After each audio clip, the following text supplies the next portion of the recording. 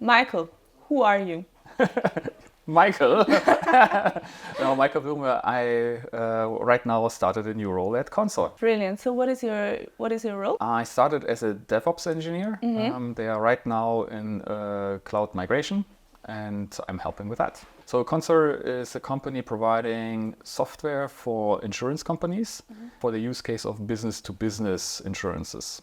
And the software has been mostly used on-premise, but a lot of customers nowadays want to have it as well as software as a service. And Console is right now building out a particular software as a service offering backed by AWS Cloud, and I'm helping with that. Brilliant. Thank you. So can you tell us a little bit, what was the process, the interview process like? Our first contact was somewhere in February, and we kind of explored a little bit what my interests are, what my role I'm looking for. And then you mentioned that you knew about the role at Console, so I got contacted in early March by them, and then 2 business days later I had my interview with HR. Then the next day I got already the positive, okay, you're up for the next stage. 3 days after the first interview we had the technical on-site. I did some exercises there and so on, and then the next day I had already, okay, we are moving forward with you to the next stage. And 2 further business days later I was interviewing with the leadership and got my okay. So pretty fast. Yeah, it was really fast. So how many days did it take in total?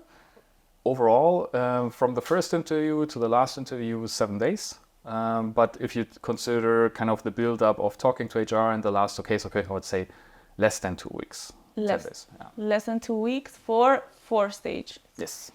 What made your experience particularly positive? I think there were a few items there.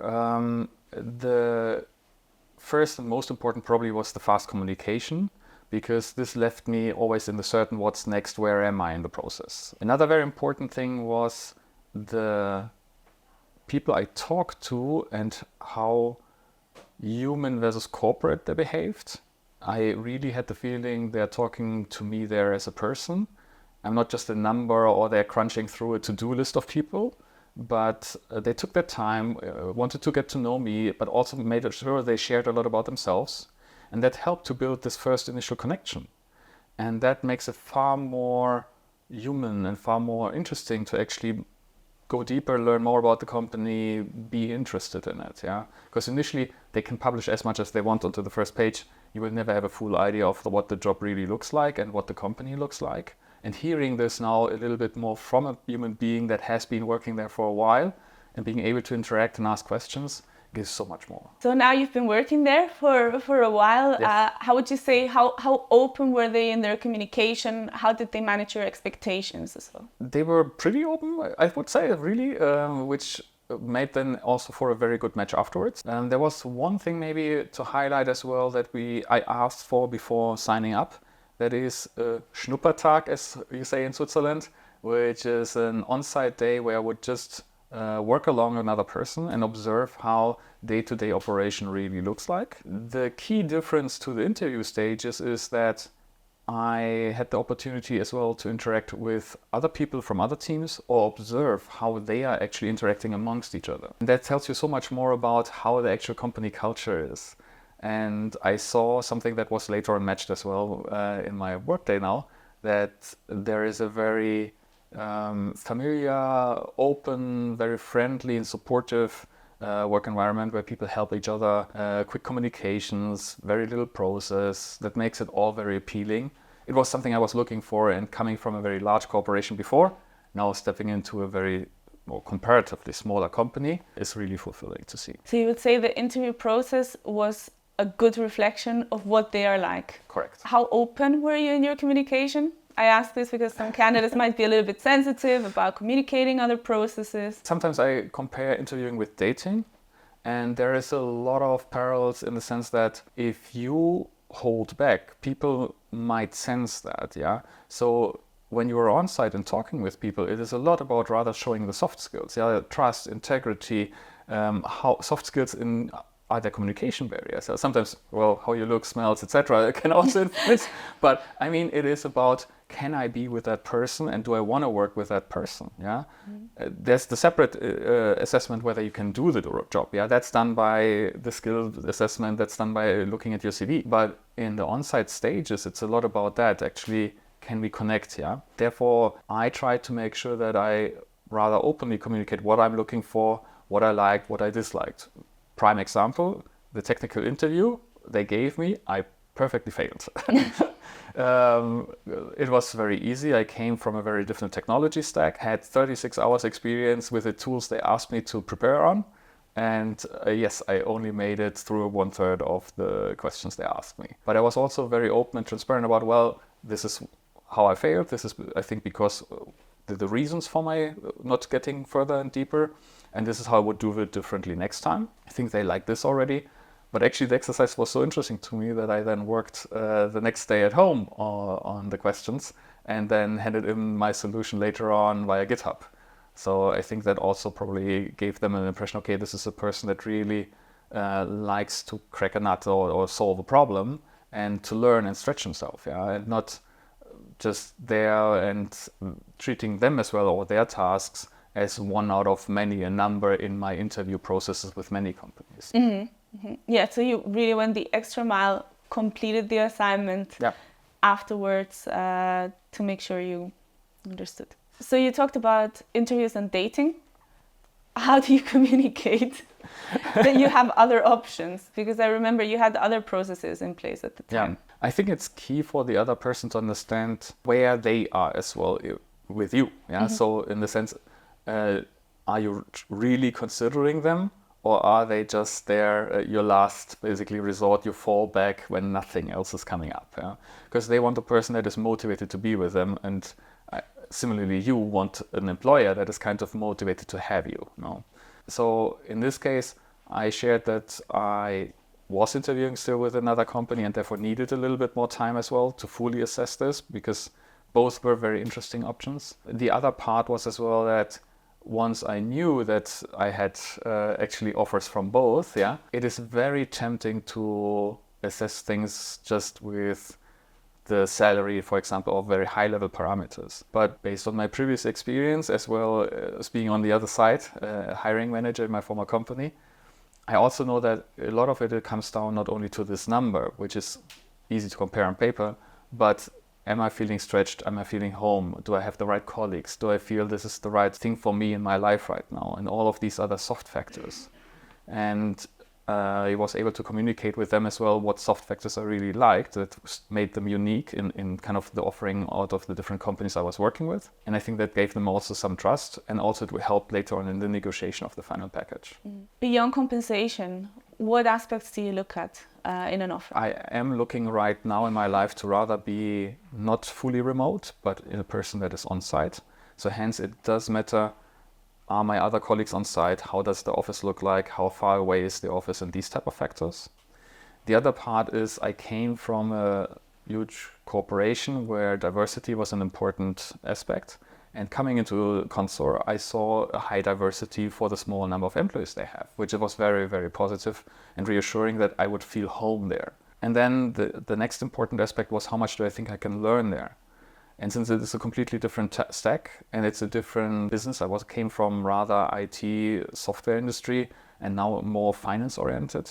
I thought again as well, I can learn a lot here, both on the technical as well on the customer and business side. So why is diversity important for you in a workplace? It tells me a little bit about how open the company is in terms of whether top down or bottom up, or where basically input is taken from, and how important maybe they treat the differences people can bring into a product, an idea, a project. If you have a very homogeneous group, you often find a lot of this is how we always do it, this is how it is supposed to work, and a lot of implicit communication. Yeah, a lot of things aren't set out or documented or written or whatever. If you have a diverse group, you have to be a little bit more explicit in how you define things and how you standardize and how you work together. But it leads to better outcomes, in my experience. And better ideas, better outcomes. Yeah. You mentioned that you didn't fulfill all the skills what do you think was taken into consideration to hire you? And here I put again also my own hiring manager hat on.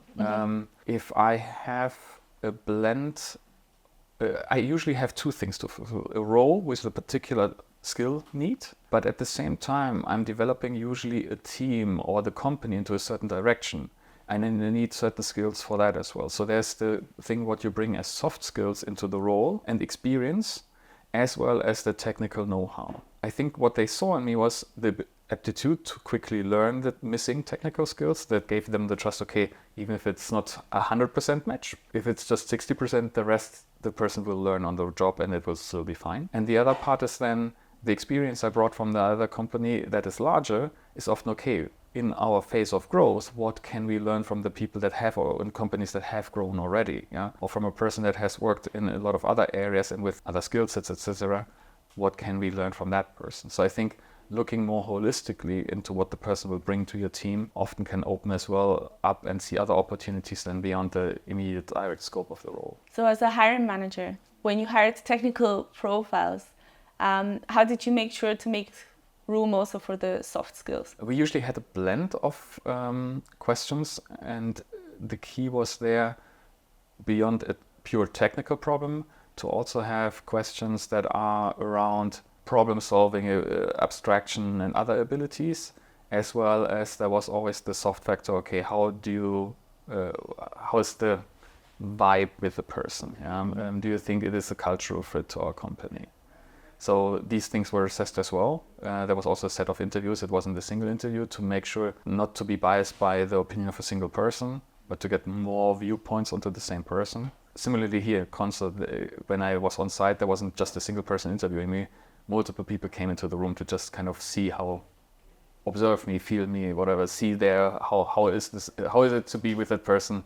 How are the answers looking like? How's the communication? Is there such a thing as too many interviews and too many interviewers? Obviously, you can always bring something to an extreme, but I would say the key is, as long as there's a transparency in what is needed, why it's done, and the role is interesting enough for the candidate, it can work out. My former company sometimes stretched it a bit while doing this over multiple weeks. So one interview was maybe 2 or 3 weeks apart from the next interview, which would often leave a candidate in too long anxiety or hanging basically, and then probably prioritizing other roles. Smaller companies have here more luxury and flexibility. They can move faster. I worked as well in support, and there was a very nice story of saying, hey, don't play, go get a rock. And the meaning of the story is, if you always tell the customer, so now do step X, now do step Y, now do step Z, they will not see the progress they are making on the journey to resolution. And similarly here, if you just schedule follow-on interviews without telling them, now we have cleared this stage, now we have cleared that stage, now then the customer, or in this case the interviewee, will lose interest. Mm-hmm. But if you are transparent, okay, we need this for this, or this is the goal of another edit interview, or we want to assess this skill because we're unsure and we need it, there's certain willingness for sure in the candidate as well to go through that interview. Communicate status beyond also what's next. Yeah. Well, how do you strike a balance between, because you mentioned diversity plus kind of a culture fit, how do you strike the balance? It comes down to the ability for people to build bridges from both sides. So if only you as a company want to build a bridge, but the candidate says, this is me, you get me the way I am, and that's it, take it or leave it, then obviously there's not an easy way to incorporate such an element into a diverse group. Mm-hmm. No? So it needs to be a certain both way interest to build bridges, be open, and seeing that, and part of the interviews will probably be the decision criteria here. So as a candidate, you should have like must-have criteria, and a lot comes, I think, down to your communication style or hurdles that appear during the interview. If things get complicated because either you are withholding information or inefficient in making it hard for them, simple example, let's try to schedule the next interview. Sure, I'm happy to. I could also provide available slots for me. Mm-hmm. But if I wait for them to ask, okay, we could offer this, these are some slots. That couldn't work for me. So, okay, when could we, you can artificially build it and make it hard in communication, or you can make it easy, anticipating the other person's need and then correspondingly answering. And similarly on site for the questions, yeah. If there's a technical question, I can just shoot, no, or I can give a bit more. Yeah? And similarly, the way you interact makes it easier for the other person to see, okay, how willing are you and helping are you, and also looking for the other person that is part of this communication or process, and how much am I just focused on myself and my own needs. And it's a two-way street, proactive, empathy. Yes. From your experience in the interview processes you've had, what would you advise companies that are interviewing candidates right now to do? What should they do more of? What should they do less of? Dictated process is to publish somewhere your ad on your webpage, and then your internal process machinery kicks off. But neither this ad, or even if you have now candidate portals, are very good in communicating where you are in this overall process. Now, third-party tools like LinkedIn already try to kind of rather help and create some transparency that is missing from these tools. Simple things: if you on LinkedIn see a role, you see, okay, and 60 others have applied for it. I'm not the only one. Or, the 5 people only applied for it, and so on. This is an interesting information for the candidate. It will help the candidate evaluate, this is a higher chance for me. Or, well, no, I should probably seek as well other alternatives, because it's very unlikely that I'm, out of 100 applicants, the one that they will choose. Yeah? The next thing is about the stage. Is the thing still ongoing? Sometimes job ads are still up weeks after the position has been closed, but you as a candidate don't know and apply, but you hear nothing back. So a lot of it is, where are you as a candidate in a stage? Hearing this or being able to see this somewhere in a portal or getting feedback about this is key. The other part is probably as well, the current language is usually, these are your required things we look for, and these would be the nice to haves. This is already very helpful. But even I think there's a certain amount of flexibility, because the whole cultural bits, communication bit and soft skills are very much missing. And I would sometimes appreciate if a company would share a bit more about their culture. Some have done this now, so it's not an all or nothing, but very few are really helping with. Some had then videos about their culture, or had separate pages where you could read out a little bit more about the values the company has, or their some stories about them or so. And seeing this or having access to this gives me as a candidate the ability to say, I would feel home there, or I don't see myself there. Mm-hmm. So do you think AI in the future of recruitment processes, will it help or hinder? With everything, it comes, I think, in using it responsible and understanding what new incentives or dynamics it creates. To give a particular example, motivation letters are not necessarily the favorite of everybody. It is a lot of work to write them. You don't know whether they will be read at all. So it feels like a lot of time for nothing. Why not have ChatGPT write them? And I tried this because I'm in computer science, so hence why not try the new tools? I did observe that the language generated by ChatGPT is very similar amongst these letters and sounds very formal, and therefore not fun to read for the receiving side. So putting back my old hiring manager hat on, I would have discarded all these letters by the first sentence. Thinking therefore a little bit about the benefits and disadvantages, I think it's a little bit handing out responsibilities to a third party without necessarily considering the impact of, okay, but am I now better in the sense of assessing, is this the right company for me? Or putting again my company hat on, am I therefore really getting better candidates? Or is it just that my employees waste less hours in finding a candidate?